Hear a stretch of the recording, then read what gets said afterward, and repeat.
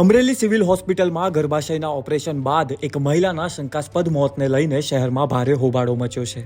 ઉમરાળા ગામની હનીબેન હરેશભાઈ મુંદરિયાને 16 ફેબ્રુઆરીએ પેટના દુખાવા અને બ્લીડિંગના કારણે હોસ્પિટલમાં દાખલ કરવામાં આવ્યા હતા અને રિપોર્ટ બાદ તેમને ગર્ભાશય કાઢી નાખવાની સર્જરી કરવાની સલાહ આપવામાં આવી હતી.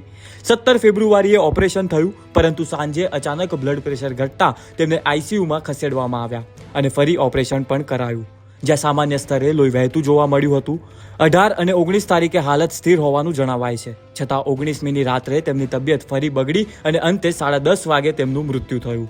ઘટનાને પગલે દેવીપૂજક સમાજના લોકો મોટી સંખ્યામાં એકત્ર થઈ હોસ્પિટલ અને કલેક્ટર કચેરી સુધી રેલી કાઢી ન્યાયની માંગણી કરી અને ડોક્ટર સામે કાર્યવાહી ન થાય ત્યાં સુધી મૃતદેહ સ્વીકારવાનો ઇનકાર કર્યો.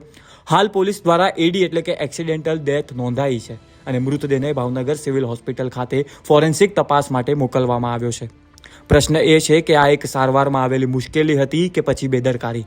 ફોરેન્સિક રિપોર્ટ શું સત્ય બહાર લાવશે અને પરિવારને ન્યાય મળશે કે નહીં, આ તરફ હવે સૌની નજર છે.